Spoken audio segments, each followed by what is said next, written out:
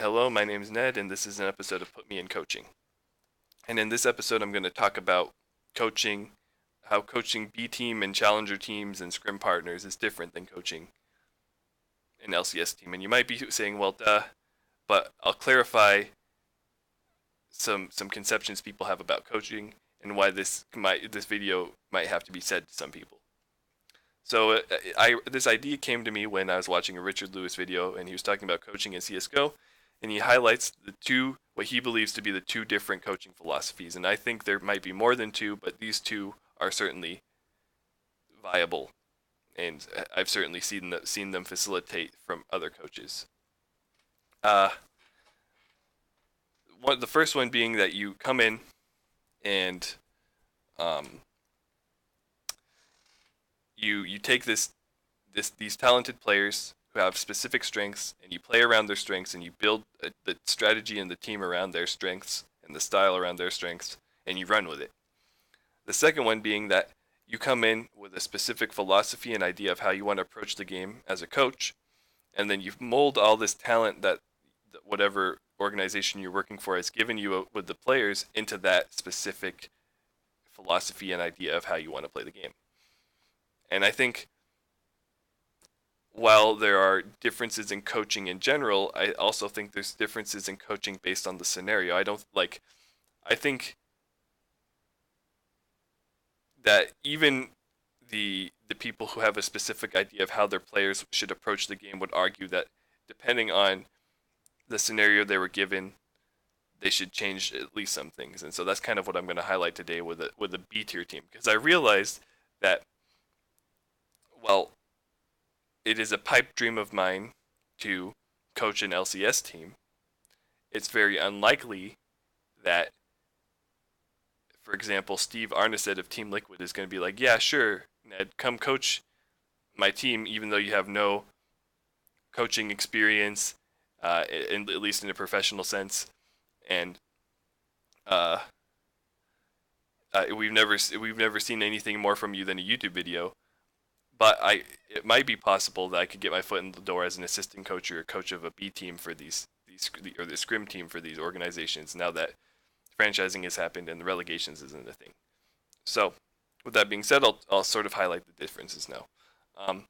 As far as LCS teams go, each player is going to have a clear and concise goal, clear and concise aspirations, and because of those, they're going to have a work ethic. You don't get to be a professional athlete without having at least some sort of decent work ethic. And so these players, they're going to either want to be the best in their region, best in the world, best in their position. They're going to want to win their region. They're going to want to go to Worlds. They're going to want to win Worlds. They're going to have all these dreams and goals and aspirations, and that's going to keep them intrinsically motivated to practice, to become better at their position, to learn their matchups, to learn communication as a team. Because when you become better as a team, you become better at the game, and you win more games, and it makes logical sense. So these players, they're already motivated to practice by themselves, and as a coach, you have to guide this practice, make sure it's done in an effective way, done toward an effective goal, and you have to moderate this practice, make sure they're doing enough, make sure they're not doing too much, make sure they're getting enough sleep, and you have to facilitate communication between the team members. Like if, for example, I don't know, Dardock's real mad at Stixay one day, but he won't talk about it. He won't say, Stixay, you keep calling me to your lane too much. I need to gank other lanes. Instead, he just stews in his anger. You as a coach need to be able to notice that and say, well, hang on, Dardock, why don't you tell Stixay how you're feeling when he calls you to the lane?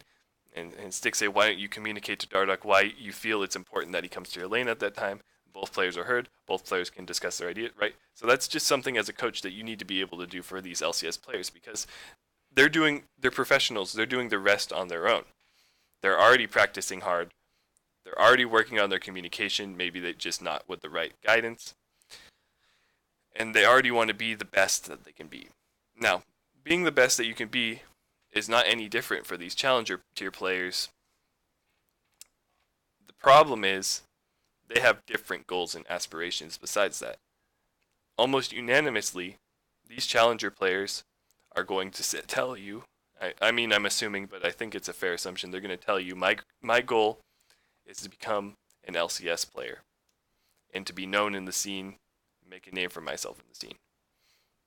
And so as a coach, then, unless the organization is telling you otherwise, which I think is a conflict of interest, and I'd never work for an org who did this, as a coach, your goal is to facilitate those players' dreams and make sure that they can be realized as long as they're within reason. That should definitely be at least one of your responsibilities as a coach, and one of the things you should want to do. That's why people get into coaching, is because they want to make the players' aspirations come true. So these players all want to get into the LCS, and unfortunately, well, and partially fortunately, depending on the way you look at it, there's no more relegation. So the days of a Cloud9 having an amazing team and amazing teamwork and beating through everybody in relegation and then taking over the scene for 2 splits are over. It's very rare that a team is going to have amazing synergy and amazing teamwork, not shine out individually, and get taken up and bought up and put in the LCS now. It could happen. It's probably unlikely. So with that being said, the players have to stand out on an individual level, which means as a coach, it's your responsibility to communicate to them that they need to stand out on an individual level in order to get picked up by these teams. And you might be telling me, well, duh. But hearing that, they'll realize that they already knew it. But sometimes it's good to hear things you already know. Sometimes it's good to be like, oh yeah, maybe I do need to practice harder because I do need to be the best. I need to be the best challenger player. I need to be the best player in my position. I need to show people that I can compete with the best of the best. And so, that's already giving them.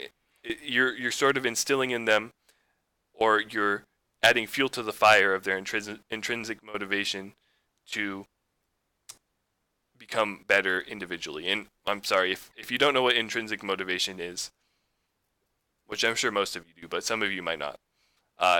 There's 2 different types of motivation. There's intrinsic and extrinsic motivation. So if I wake up one morning and I'm like, I really want to paint, so I go out and buy my easel and my canvas and the paintbrushes and I paint on it. I'm intrinsically motivated to paint. I wanted to do that. If I wake up one morning and my dad is like, son, I want you to become an artist for me. I love my dad, so I sort of begrudgingly go to the store because I don't really like art, but I buy the stuff and I practice my painting every day, and he's like, I'm so proud of you, son. You're doing well. That looks like shit, but you could do better. Stuff like that, and then I'm extrinsically motivated. He's motivating me. He's wanting me to do something, but it's not coming from I didn't decide to do it. So when a player wants to become a professional player, typically it's because they want to do it. They don't have outside factors that are pushing them to do it, especially so a lot of times a good example of this is like stereotypically Asian parents want their children to become doctors. That's extrinsic motivation. No parent really wants their kid to become an esports player, so it's all intrinsic. I mean, some parents are supportive nowadays, especially once they see the paychecks start coming in, but yeah, so I hope that helps. But so these players so back to what I was saying, these players are intrinsically motivated to do better, and you're adding fuel to that motivation by sort of explaining to them how important it is actually for them to stand out on an individual level and play well individually. On the flip side, you can also highlight how important it is for them to play as a team and communicate as a cohesive unit, because the LCS teams are doing this, or at least we wish they were sometimes.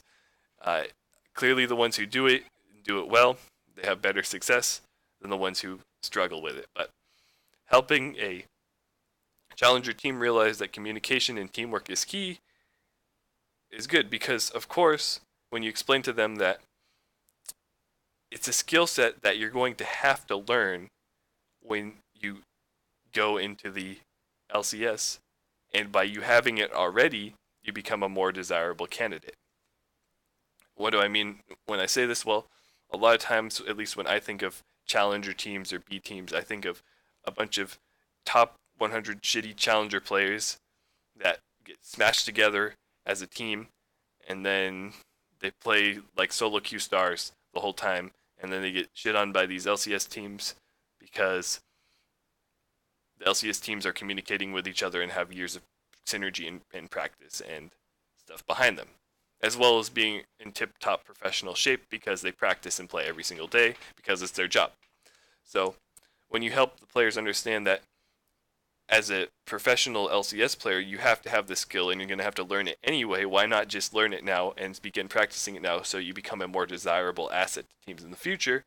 Then they'll realize that that is important, because when a general manager of a professional team sees that there's a challenger team or a scrim team that has a really good record against the actual competitive team, rumors are going to start flying. Hey, did you see that this team's doing really good? Yeah, I saw this specific. I heard that this specific player is actually really shining his role.